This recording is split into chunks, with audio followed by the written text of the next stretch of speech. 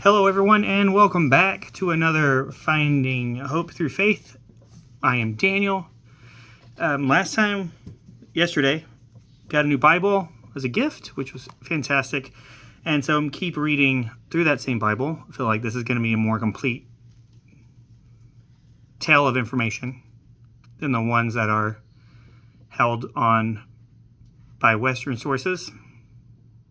Anyway, or European sources. So last time we were together, the earth opened up and swallowed people that didn't believe. And maybe they should start believing when God tells them something. He's very patient until he's not anymore, right? So it's whiners and complainers and dissenters. It's dissenters. This world swallowed them up, and they all got struck down. It's wild. It's like, I'm done with you. You are now done. Anyway, so we're going to pick up where we left off. And, so let's see what's going on. So in Numbers chapter 17, as we are right now, and I like this Bible because the chapters they're not that big. It's got everything just condensed down where it's readable, but there's a lot more information. So anyway, let's get to it. The Lord said to Moses, "Tell Eleazar, son of Aaron, the priest, to remove the censers from the embers and scatter the fire some distance away. For the sinners have consecrated the censers at the cost of their lives. Have them hammered into place to cover the altar, because in being presented before the Lord, they have become sacred. In this way, they shall serve as a sign to the Israelites." So Eleazar the priest had the bronze censers of those burned during the offering hammered into covering for the altar, in keeping with the orders which the Lord had given him through Moses. This cover was to be a reminder to the Israelites that no layman, no one who was not a descendant of Aaron, should approach the altar to offer incense before the Lord, lest he meet the fate of Korah by his hand. The next day, the whole Israelite community grumbled against Moses and Aaron, saying, "Is it you who have slain the Lord's people?" But while the community was deliberating against them, Moses and Aaron turned towards the meeting tent, and the cloud now covered it, and the glory of God appeared. Sounds like it's going to end bad for these people. The last time people grumbled did not end well for them. Then Moses and Aaron came in front of the meeting tent, and the Lord said to Moses and Aaron, "Depart from this community, that I may consume them at once." But they fell prostrate. Then Moses said to Aaron, "Take your censer, put fire from the altar in it, lay incense in it, and bring it quickly to the community to make atonement for them. For wrath has come forth from the Lord, and the blow is falling." Obeying the orders from Moses, Aaron took his censer and ran in among the community, where the blow was already falling on the people. Then, as he offered the incense and made atonement for the people, standing there between the living and the dead, the scourge was checked. Yet 14,700 died from the scourge, in addition to those who died because of Korah. When the scourge had been checked, Aaron returned to Moses at the entrance of the meeting tent. The Lord said to Moses, "Speak to the Israelites and get one staff from each of them, and from each ancestral house, 12 staffs in all, one from each of their tribal princes. Mark each man's name on his staff, and mark Aaron's name on Levi's staff. For the head of Levi's ancestral house shall also have a staff. Then lay them down in the meeting tent in front of the commandments where I meet you. There the staff of the man my choice shall sprout. Thus will I suppress from my presence the Israelites grumbling against you." So Moses spoke to the Israelites, and their princes gave him staffs, 12 in all. one from each tribal prince, and Aaron's staff was with them. Then Moses laid the staffs down before the Lord in the tent of the commandments.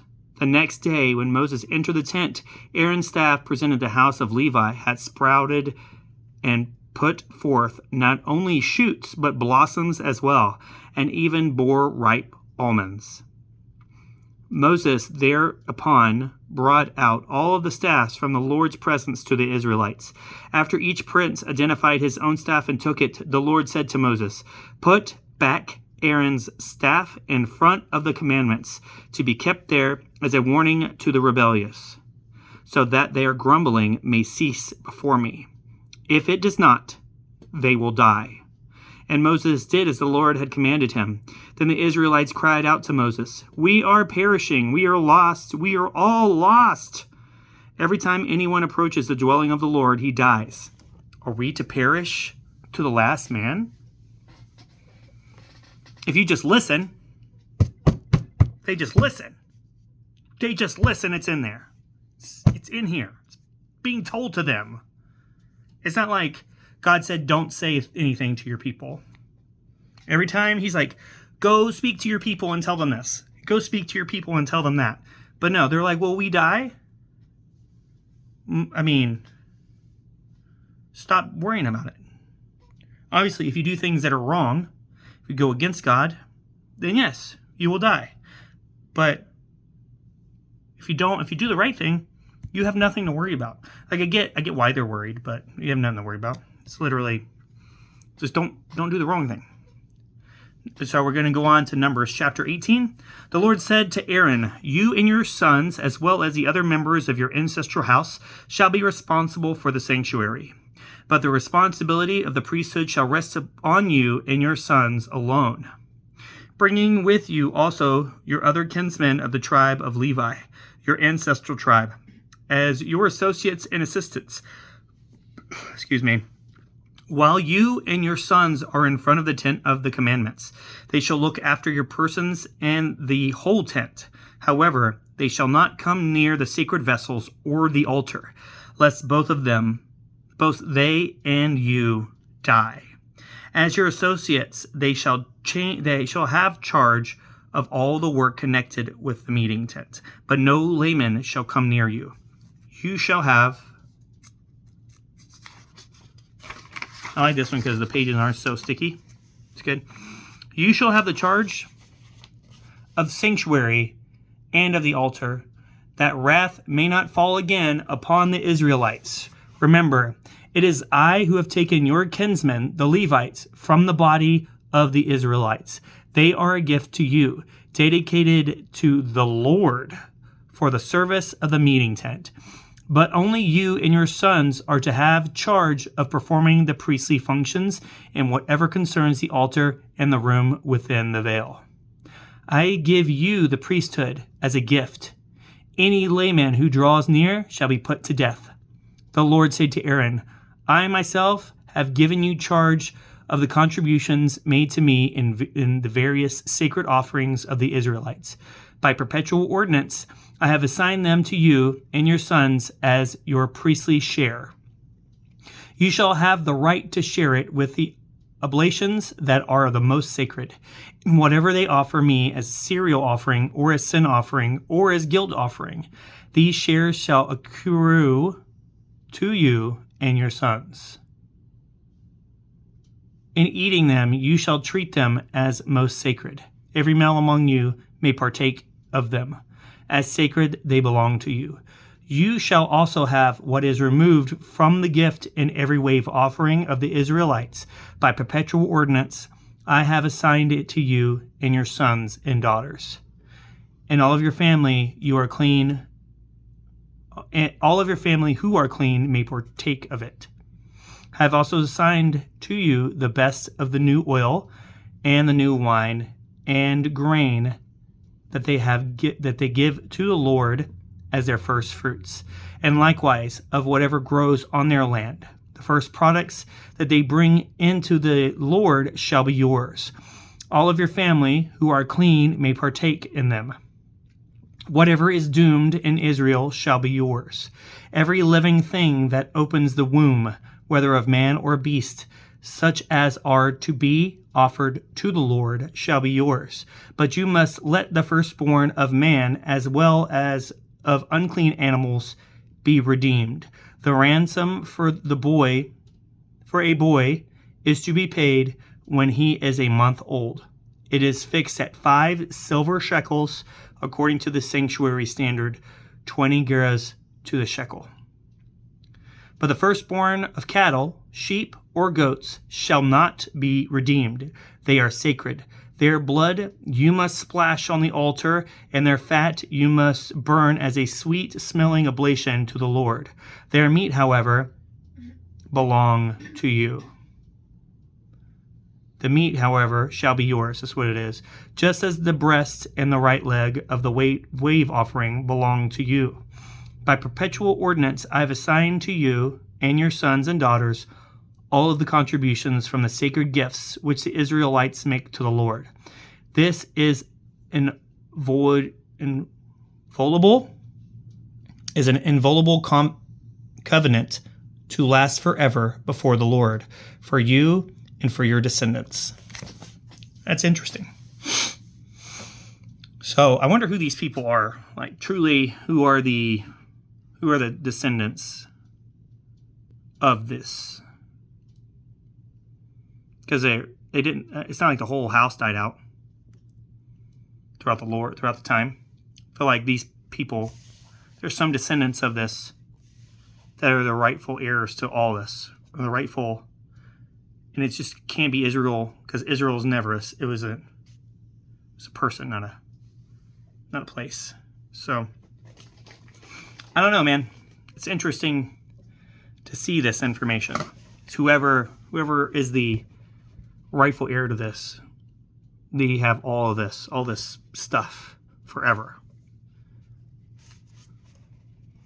And it's just like, this is what I don't understand. It's like, as long as you are within this, and it's like the people that are dissenting usually it feels like they're not a part of like the original group, if you will. But I don't know. But let's keep reading. Let's keep reading on.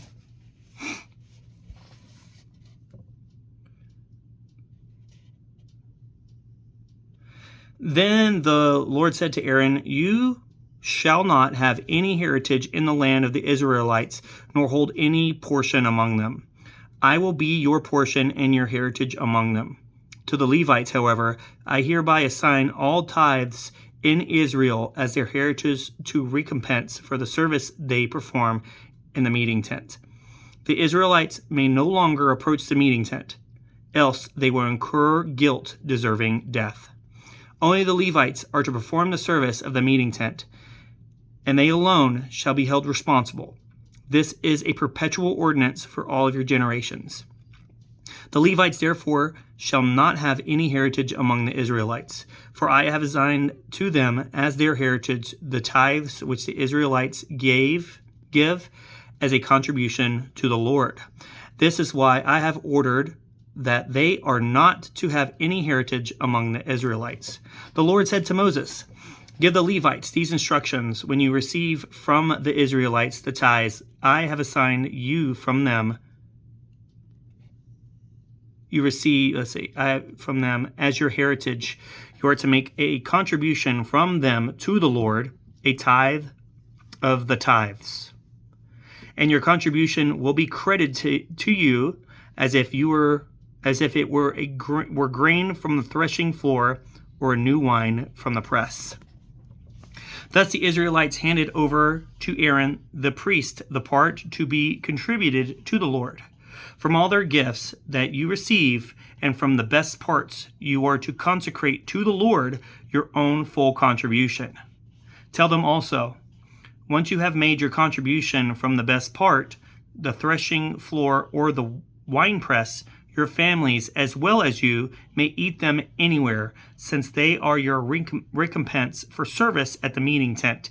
You will incur no guilt so long as you make a contribution of the best part. Do not profane the sacred gifts of the Israelites, and so bring death on yourselves.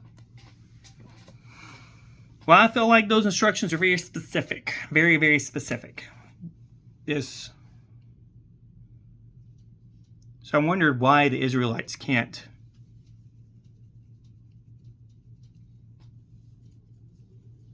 they've taken all of that. I guess they're free from the service, but the Levites now have to take care of the tent of meeting. I guess they're in charge of it now, which is just fine, I guess. I mean, they're doing more work, but I mean, is what the Lord says. So if you don't listen, he'll strike you down, obviously. So I'm going to keep rolling in to the next one. It's Numbers chapter 19. The Lord said to Moses and Aaron, "This is the regulation which the law of the Lord prescribes. Tell the Israelites to procure for you a red heifer that is free from every blemish and defect, and on which no yoke has ever been laid. This is to be given to Eleazar the priest, to be led outside the camp and slaughtered in his presence. Eleazar the priest shall take some of its blood on his fingers and sprinkle it 7 times toward the front of the meeting tent. Then the heifer shall be burned in his sight, with its hide and flesh, its blood and offal. And the priest shall take some cedar wood, hyssop, and scarlet yarn, and throw them into the fire in which the heifer is being burned. The priest shall then wash his garments and bathe his body in water. He remains unclean until the evening, and only afterward may he return to camp. Likewise, he who burned the heifer shall wash his garments, bathe his body in water, and be unclean until evening. Finally, a man who is clean shall gather up the ashes of the heifer and deposit them in a clean place outside the camp. There they are to be kept for preparing lustral water for the Israelite community. The heifer is a sin offering. He who has gathered up the ashes of the heifer shall also wash his garments and be unclean until evening. This is a perpetual ordinance, both for the Israelites and for the aliens residing among them. Whoever touches the dead body of any human shall be unclean for 7 days. He shall purify himself with the water on the 3rd and on the 7th day, and he will be clean again. But if he fails to purify himself on the 3rd and the 7th day, he will not become clean. Everyone who fails to purify himself after touching the body of any deceased person defiles the dwelling of the Lord and shall be cut off from Israel. Since the lustral water has not been splashed over him, he remains unclean. This uncleanliness still clings to him. This is the law when a man dies in a tent. Everyone who enters the tent, as well as everyone already in it, shall be unclean for 7 days. Likewise, every vessel that is open or with its lid unfastened shall be unclean. Moreover, everyone who in the open country touches a dead person, whether he was slain by the sword or died naturally, or who touches a human bone, or a grave, shall be unclean for 7 days. For anyone who is thus unclean, ashes from the sin offering shall be put into a vessel, and spring water shall be poured on them. Then the man who is clean shall take some hyssop, dip it in this water, and sprinkle it on the tent, on all the vessels and the persons that body or grave. Okay. Oh, wait. Vessels and persons that were in it, or on him who touched a bone, a slain person, or other dead body or grave. The clean man shall sprinkle the unclean on the 3rd and on the 7th day, thus purified on the 7th day. He shall wash clean again. Any unclean man who fails to have himself purified shall be cut off from the community, because he defiles the sanctuary of the Lord. As long as the lustral water has not been splashed over him, he remains unclean. This shall be a perpetual ordinance for you. One who sprinkles the lustral water shall wash his garments, and anyone who comes in contact with this water shall be unclean until evening. Moreover, whatever the unclean person touches becomes unclean itself, and anyone who touches it becomes unclean until evening. It's very specific. I mean, it makes sense because dead people spread disease and pestilence. It's not good. So I mean, it makes sense why he has these rules. It's like, go wash yourself. So I guess them being unclean within the 3rd and the 7th day, you need the water, the luster of water sprinkled on you, and that makes you clean, I guess, as well as washing. So it's not just one, it's like a multiple thing. It's very interesting.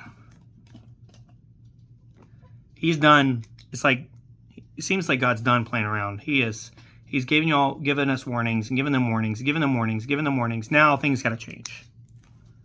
It was fine. It was fine. Everything was fine until it wasn't. And now they got to change things. But some of the ordinances still say the same. The question is, are they going to follow them? Or are they just going to do whatever they want and whine and cry about it? We didn't have enough meat. Well, now you did. Now you're meat. Anyway, thanks for coming to see me, guys. Tomorrow we pick up where we left off. Hopefully some better information. This is starting to turn into an epic tale. Have a good day.